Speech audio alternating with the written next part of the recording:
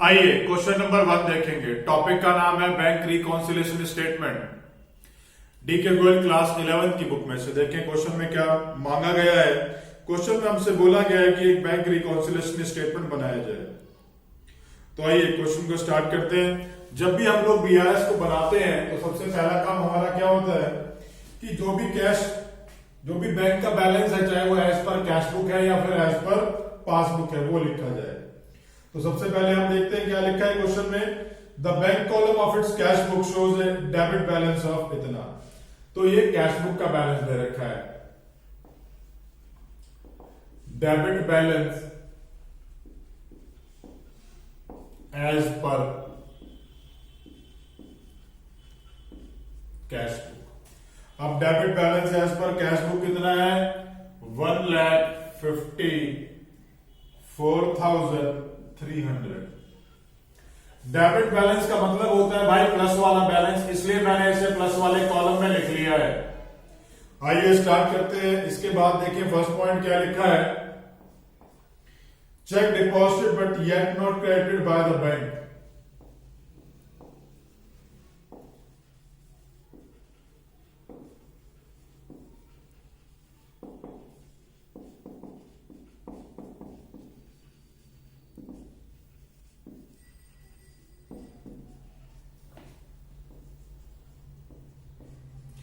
Check deposited but yet not credited bye the bank. अब check deposit कर दिया तो फर्क क्या पड़ेगा भाई? चेक के डिपॉजिट होने से कैश बुक तो बढ़ गई, पासबुक हमारी कम है। अब घर में समझदार कौन है हमारे? समझदार वो होता है जिसका हमें बैलेंस दे रखा होता है। बैलेंस किसका दे रखा है? कैश बुक का। तो समझदार आदमी दूसरे की बात मान लेता है। तो आइए इसे लेस कर देते हैं। वैल्यू है 75,450।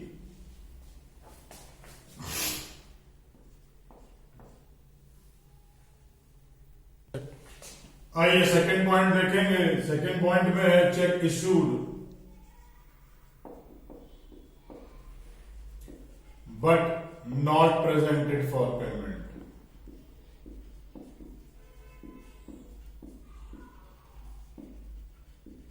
चेक इशू कर दिया तो कैश बुक कम हो गई, पासबुक ज्यादा है। घर में समझदार कौन है आपके? Cash book.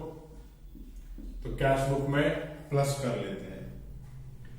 80,760। आइए थर्ड पॉइंट देखेंगे। Bank charges not recorded in the cash book.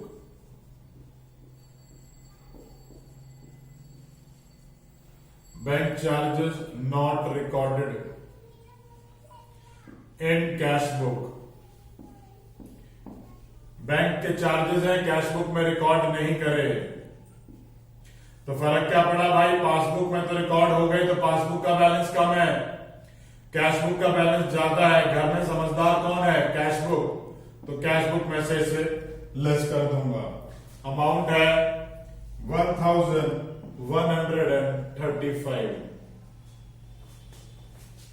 आइए फोर्थ पॉइंट देखेंगे।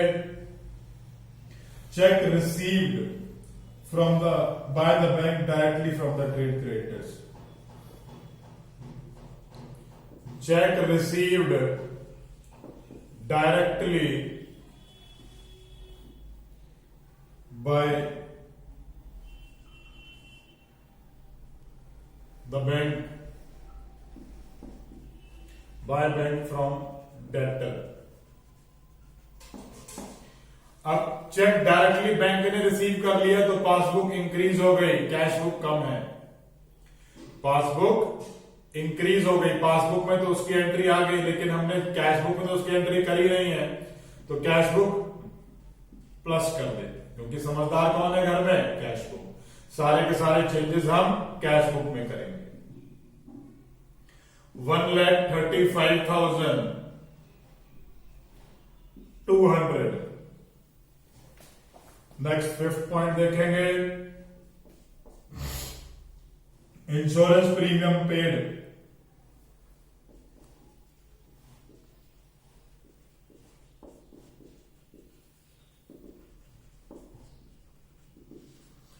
Insurance premium paid directly, insurance premium paid not recorded in cash book.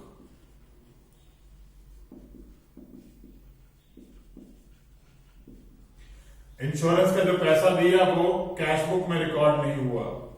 जब इंश्योरेंस का पैसा की पेमेंट कैश बुक में रिकॉर्ड नहीं हुई तो फर्क क्या पड़ रहा है भाई,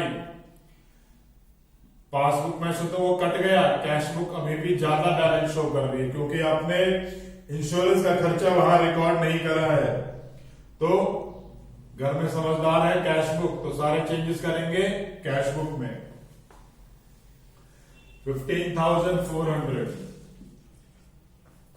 आइए लास्ट पॉइंट देखेंगे,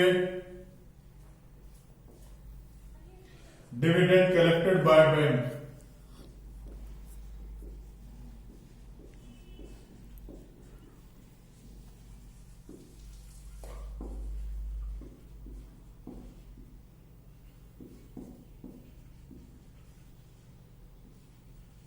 not recorded in cash book.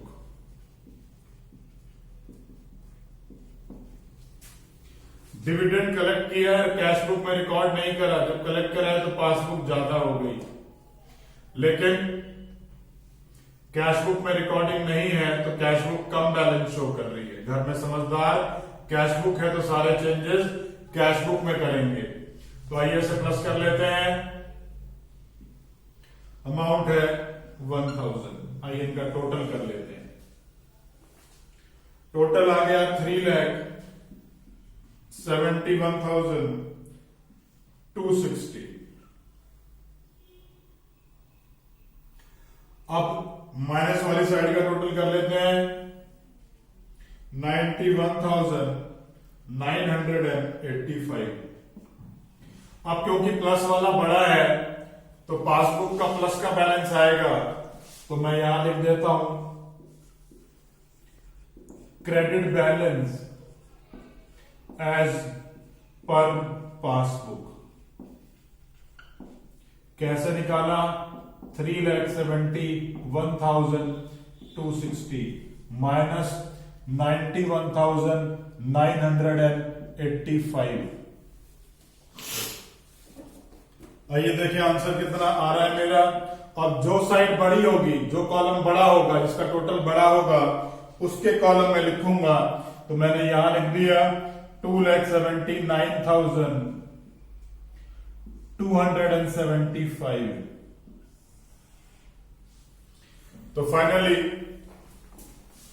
इसी तरीके से क्वेश्चन करना है। इस क्वेश्चन में एक छोटी सी बात आप सबको और बता देना चाहता हूं मैं, कि ये जो मैंने cash book plus passbook minus करते हुए लिखा है, ये सिर्फ आपको ये बात समझाने के लिए कि हमने यहां ये जो है कब ये प्लस में डालना है और कब ये माइनस वाले कॉलम में लिखना है। ये आंसर का हिस्सा नहीं है भाई, ये तो हमारी पर्सनल कैलकुलेशंस हैं, तो इन्हें दिखाना कोई ज्यादा जरूरी नहीं है, तो मैं इन्हें यहां से हटा देता हूं। फाइनली क्वेश्चन इसी तरीके से करना है। क्वेश्चन में कोई भी डाउट आ रहा है नीचे कमेंट बॉक्स में कमेंट कर सकते हैं। वीडियो अच्छी लगे तो लाइक बटन जरूर प्रेस किया कीजिए, और अगर इस टॉपिक के ऊपर मेरा वीडियो लेक्चर नहीं देखा तो प्लीज उसे जरूर देखिए। उसको देखने से ये सारे कॉन्सेप्ट हमेशा के लिए क्लियर हो जाएंगे।